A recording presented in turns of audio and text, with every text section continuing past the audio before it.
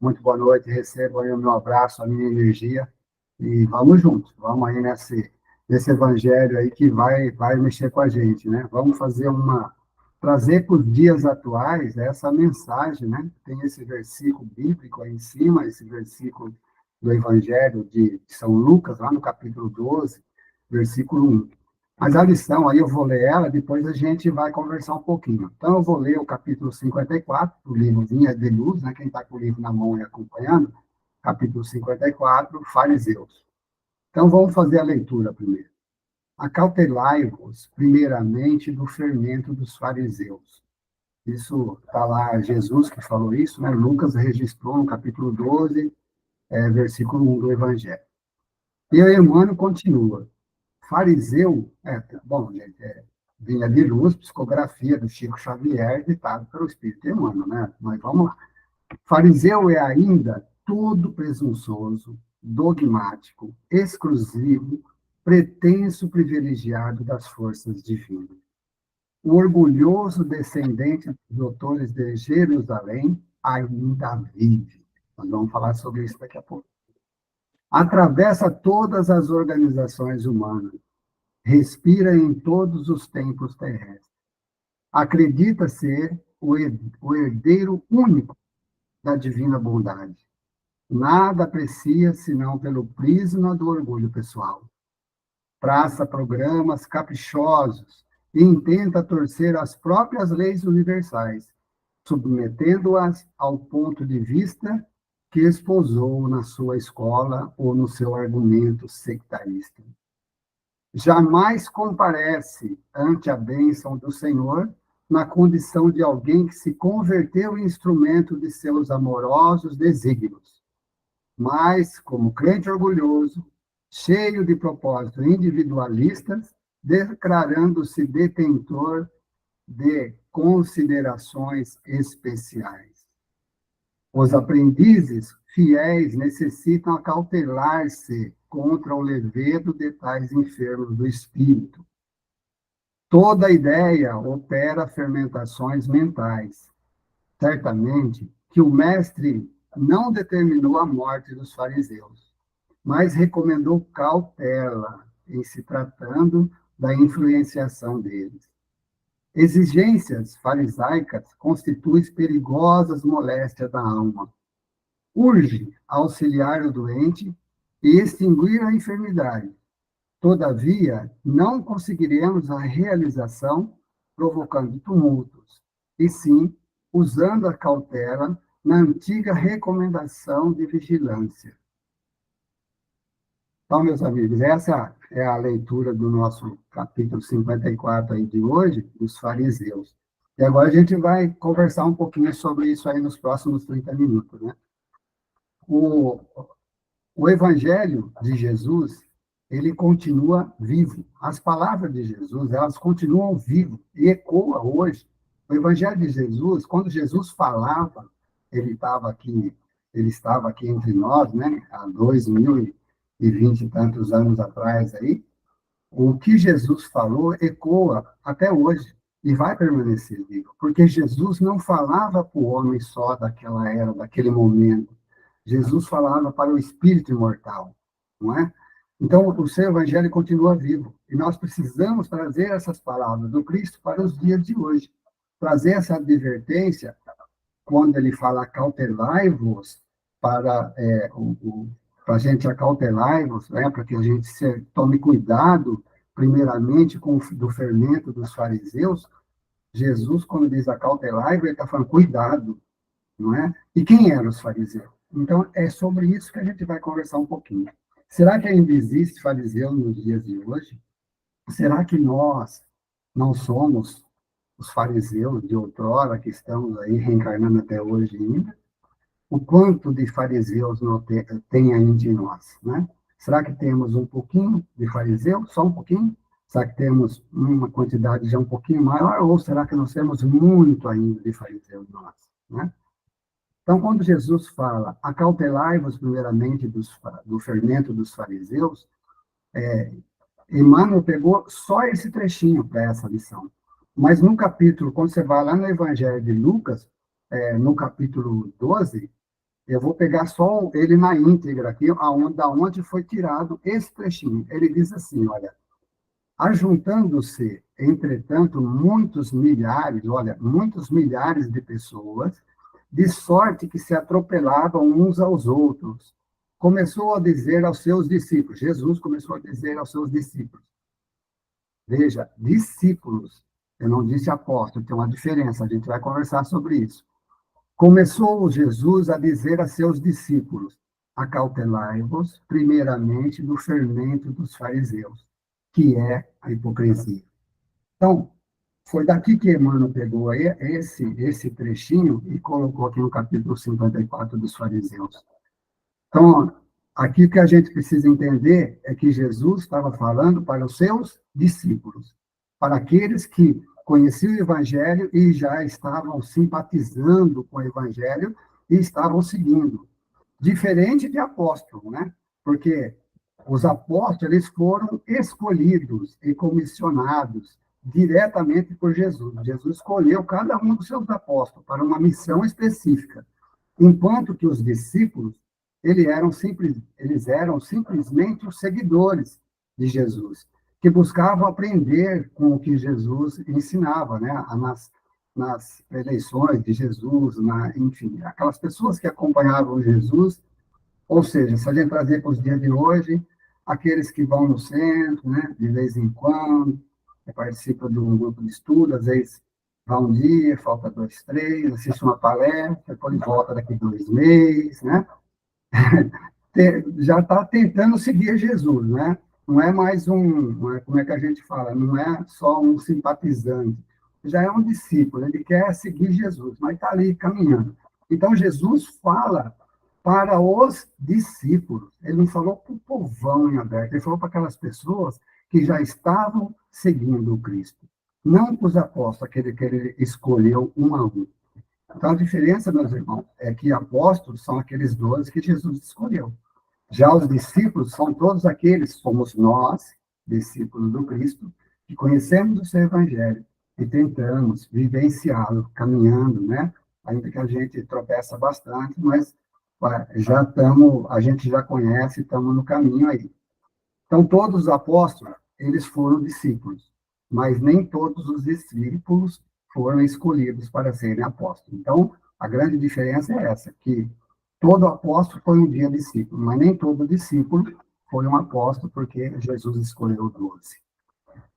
Fariseu ainda é todo presunçoso, né? Dogmático, exclusivo, pretenso, privilegiado das forças divinas, o Emmanuel coloca.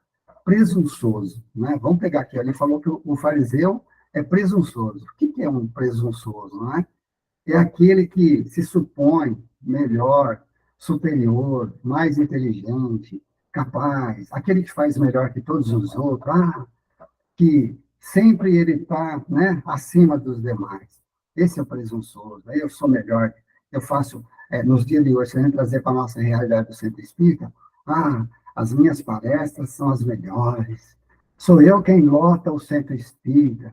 Atendimento fraterno, então, nossa, eu endireito qualquer alma penada. Eu faço qualquer um entrar no canal. Se eu não participar da diretoria, o centro fecha. Quanto de fariseu ainda existe em nós? Por que Jesus falou, e se a gente não tem nada em nós de fariseu, e a gente identifica algum fariseu dentro da nossa igreja, no nosso local de trabalho, no centro espírita, porque de repente outros irmãos vão assistir essa palestra, esse evangelho outro dia, né, de outra religião, mas e aí? Quantos fariseus você consegue identificar na sua igreja, né, no seu local de trabalho, no centro espírita, no seu grupo de estudo? E quando você identifica qual é a sua reação? Nós vamos falar sobre isso, não é? Então, o fariseu, ele é uma pessoa presunçosa, né? Que supõe melhor, superior a tudo e a todos. E o Emmanuel coloca mais, que ele é dogmático, ou seja, ele é seguidor de um dogma, né? É um indivíduo que aceita determinada coisa como verdade absoluta e não abre mão para discussões. Só ele está certo, não é? A religião dele, né? os fariseus, eles sabiam de cor e salteado os 613 mandamentos da Torá. E eles recitavam isso de uma forma brilhante. Pegavam um número lá, né? E na época de Jesus, eram 6.000 fariseus. Os historiadores dizem que na época de Jesus existiam em torno de 6.000 fariseus. Então, não é uma coisa assim, né? Era uma seita, uma gama de pessoas extremamente rigorosas, sectaristas, né? Dogmáticas, e era um grupo extremamente fechado. Eles estavam acima de tudo e de todos. Eram eles que controlavam todos, eram eles que sabiam tudo e eles só faziam as coisas melhores. Eram exclusivos, o Emmanuel continua aqui, ó, exclusivo, pretenso privilegiado das forças divinas. Ou seja, eles excluíam, eles eliminavam, eles não se misturavam, e eles acreditavam ser o primeiro emissário de Deus na Terra, né? Porque eles viviam o dia todo, eles faziam aqueles ritos com as suas túnicas impecáveis, limpa na porta dos templos, fazendo preces fervorosas o dia todo, mas eram apenas preces, palavras, meus irmãos. E a gente já sabe, hoje, a gente já tem as nossas vistas e as mentes abertas de que só a prece em si não resolve. Lembram de Madre Teresa de Calcutá? Ela disse assim, mais vale 2 mãos trabalhando do que 20 bocas orando.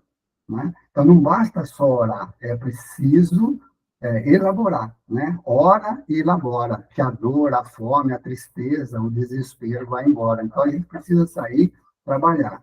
Né? A gente precisa entender que o Centro Espírita, como escola, ele oferece uma oportunidade que a gente deveria, toda vez que a gente entrar na casa espírita, a gente imaginar uma frase, ou a gente imaginar um cartaz invisível na porta do centro. Imagina aí, na porta do VP, do Vicente de Paulo, toda vez que você entrar, um cartaz com os seguintes dizeres: entre para aprender, depois saia para servir.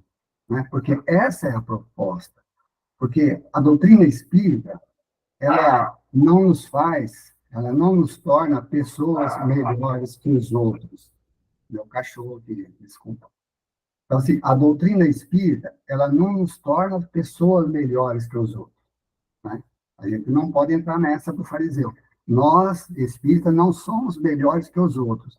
Nós, espíritas, temos como obrigação de seguidores do Cristo, discípulos do Cristo, ser melhores para os outros, não melhor que os outros, ser melhor para os outros.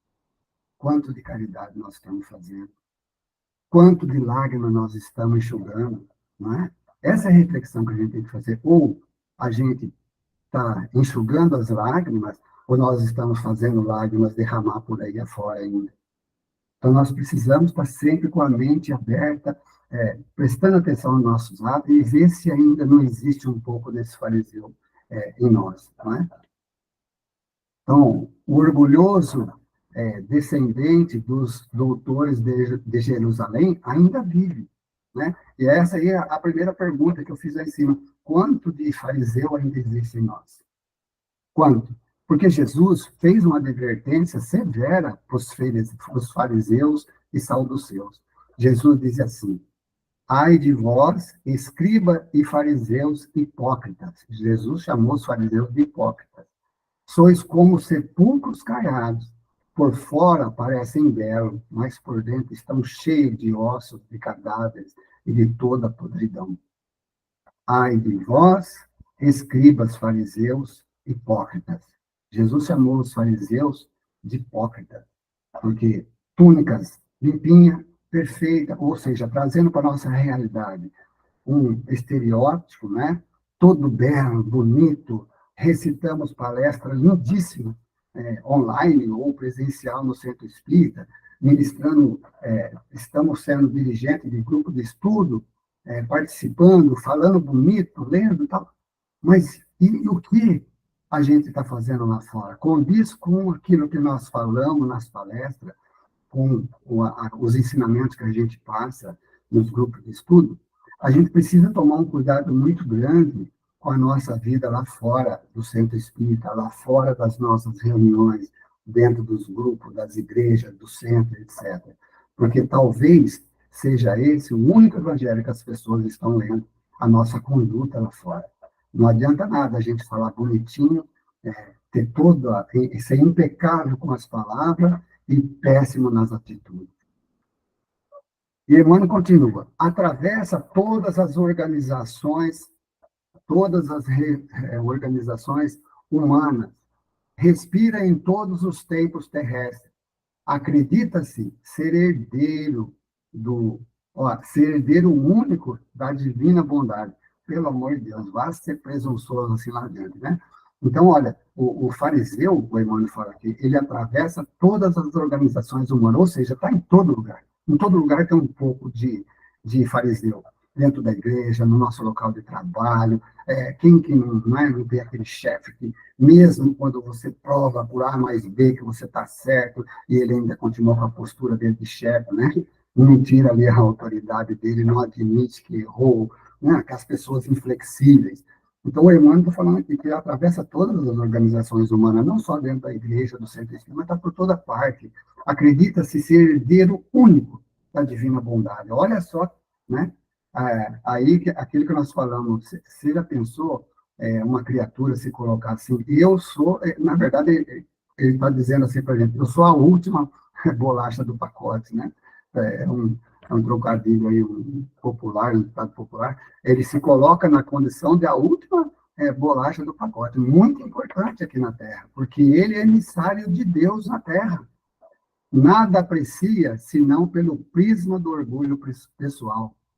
Traça programas caprichosos e intenta torcer as próprias leis universais, submetendo-as ao ponto de vista que exposou na sua escola ou no seu argumento sectarista.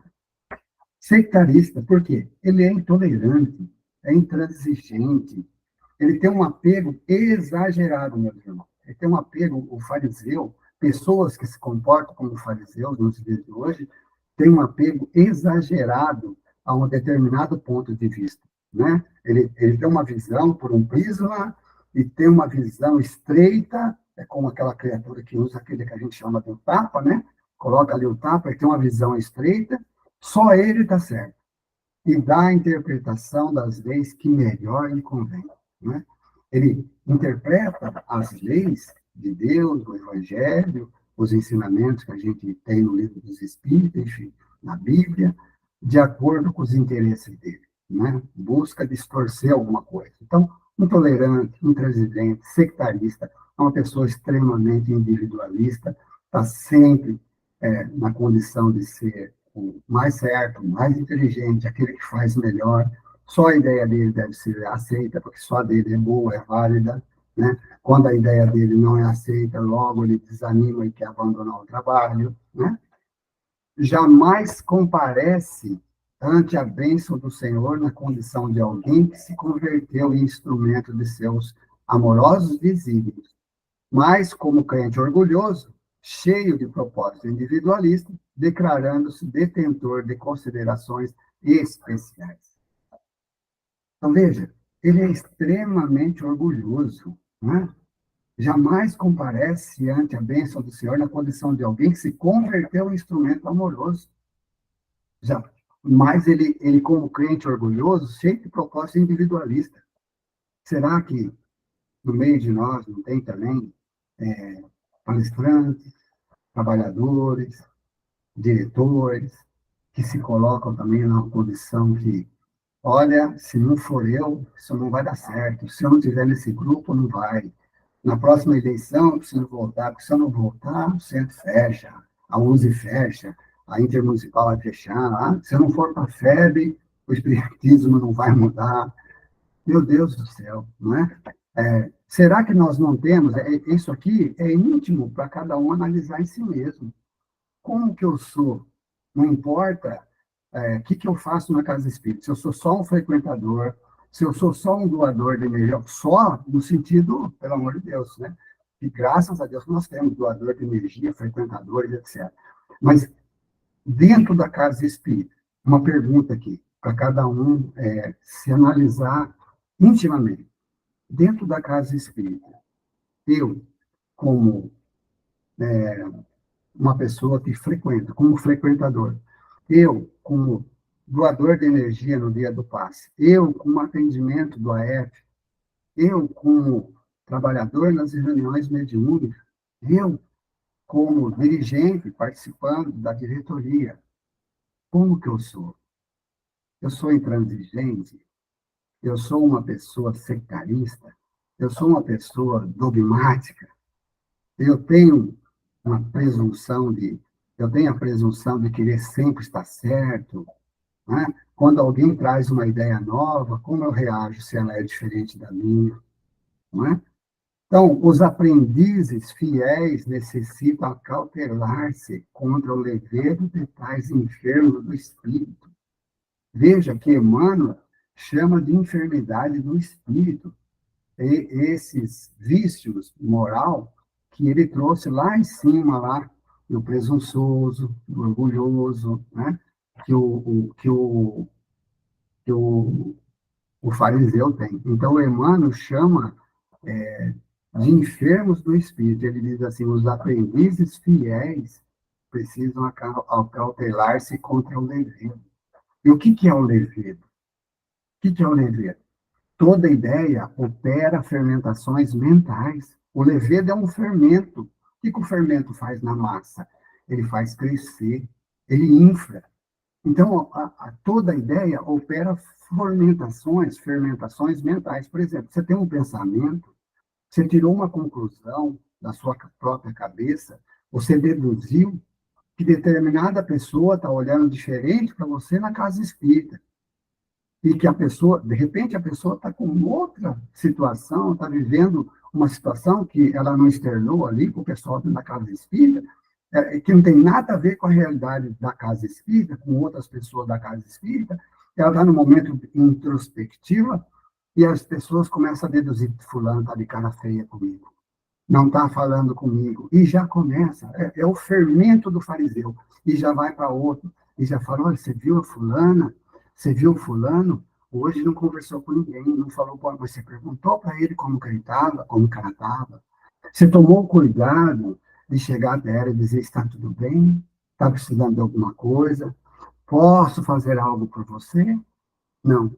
Às vezes a gente vai, né? E não só a gente percebe alguma coisa, imagina alguma coisa, como tenta colocar aquele fermento, né? O Emmanuel fala aqui, olha, ele chama do levedo, né? E as pessoas com os pensamentos todos desatinos, como enfermidade do espírito. Certamente que o Mestre Jesus não determinou, né, a morte dos fariseus. Jesus não quis aniquilar os fariseus. Os fariseus, em diversos momentos, bateram de frente com Jesus, né? E Jesus sempre trazia uma palavra forte de ensinamento, uma palavra como uma espada que cortava aquela mentira, aquela baboseira, aquela ladainha dos fariseus. Jesus sempre, quando os fariseus falam que Jesus não podia ser de Deus, porque Jesus trabalhava no sábado, e não descansava o sábado, porque Jesus, quando Jesus faz o milagre, né, de curar um paralítico, um cego, em sábado, e então os fariseus começam a dizer que aquela pessoa não poderia ser um enviado de Deus, porque ele não respeitava um dos mandamentos, que era não trabalhar no sábado. E o que Jesus disse? O que é melhor, né? Jesus pega e fala para ele: o que é melhor? Levanta-te e anda para esse homem, liberta da sua enfermidade, ou dizer para ele: hoje eu não posso trabalhar porque hoje é sábado, né? Então, meus amigos, o mestre não determinou a morte dos fariseus. Jesus não queria aniquilá-los. Jesus veio para os doentes. E aqui o Emmanuel nos lembra que essas pessoas, todas que agem dessa forma até hoje, nós todos que temos esses vícios, estamos doentes, não somos doentes, nós estamos. E esse estar é passageiro. A gente vai se curar disso, né? À medida que a gente vai se depurando, a gente vai crescendo, vai melhorando, e em breve a gente não terá mais esses pensamentos, né? Não esses sentimentos dessas coisas todas que a gente já falou, que tão desagradável, né? Essa lição da noite, que nos pede assim para uma profunda, primeiro um profundo olhar para dentro de nós mesmos, identificar o quanto de fariseu existe em cada um de nós. Depois, uma profunda e muita força de vontade, a gente tentar trabalhar isso numa transformação moral, a chamada reforma íntima.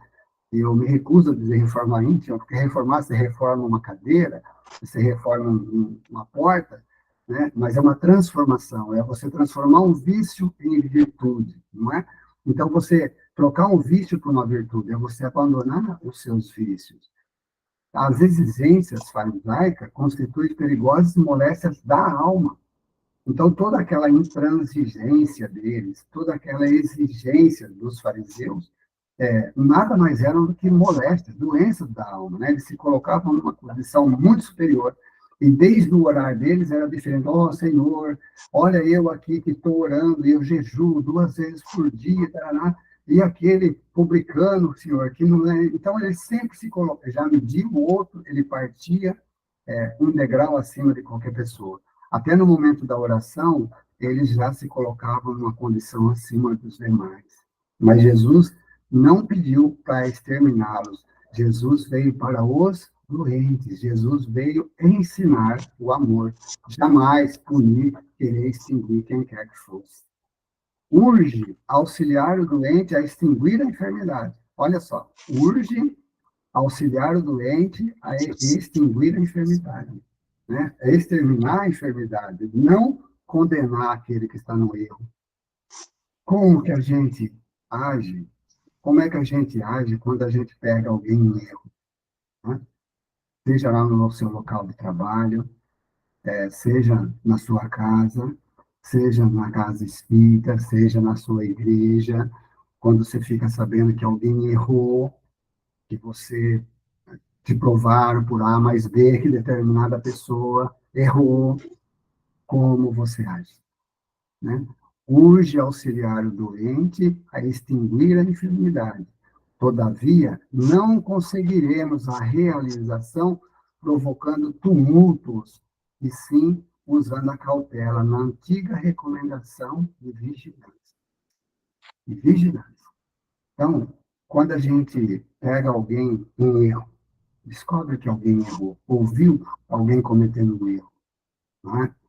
E se fosse nós, na situação que aquela pessoa estava vivendo, será que a gente não cometeria o mesmo erro? Será? E por que não agir se nós somos discípulos? Porque Jesus estava falando, Jesus começa a falar lá em cima, Lucas capítulo 12, Jesus fala para os discípulos. Veja, ele não estava falando para a população em aberto, não era para as pessoas que estavam lá. Essa palavra, essa frase, esse trecho, Jesus falou para os discípulos, para aqueles que já estavam começando a seguir. Não para os apóstolos, que ele escolheu um a um. Jesus se dirigiu aos discípulos. Essa lição aqui é para todos nós, discípulos de Jesus. Nós, os discípulos do Cristo hoje, os espíritas, são os discípulos de Jesus. E quando a gente pega alguém em erro, percebe ou vê que alguém errou, qual é a nossa atitude? Qual a referência que nós temos? Bom, se nós somos discípulos do Cristo, deveríamos olhar para aquele irmão que errou com o mesmo olhar do Cristo. Mas nem sempre é assim. Nem sempre é assim. Às vezes a gente quer execrar aquele que errou. Ou então a gente vai com uma lição de moral para cima daquele que errou, diz assim, olha, eu te perdoo, mas você nunca mais, você blá, blá, blá. Parece que esmaga a pessoa, né? Era melhor nem perdoar, era melhor deixar ela do jeito que estava menos sofrido. Vai lá dar um perdão, mas fala tanta barbaridade que a pessoa, né, se sente pior ainda, né? E qual é a recomendação, Emmanuel? O Chico traz uma frase que eu considero linda, a gente vai chegando ao final aqui, mas o Chico traz uma frase que eu considero maravilhosa para a gente trabalhar. Ele fala assim, sempre que você tiver que falar uma verdade para o seu irmão, ou seja, sempre que alguém que você conhece, que você convive, errou, o erro aqui ele pode ser né, de diversas formas, não importa o tipo de erro, mas sempre que alguém errou, que você precisar conversar com alguém sobre determinado erro, o Chico recomenda, o Emmanuel recomenda, coloque sempre, meus irmãos, coloque sempre um litro de amor para cada gota de verdade que a gente tiver que falar com o irmão nosso. Então, a medida da fraternidade é um litro de amor para cada gota de verdade. E assim a gente encerra aqui, aberto aí, para se alguém quiser comentar, fazer alguma pergunta, César, Fátima, e os pessoal, os irmãos, e se alguém quiser fazer alguma colocação, fique à vontade.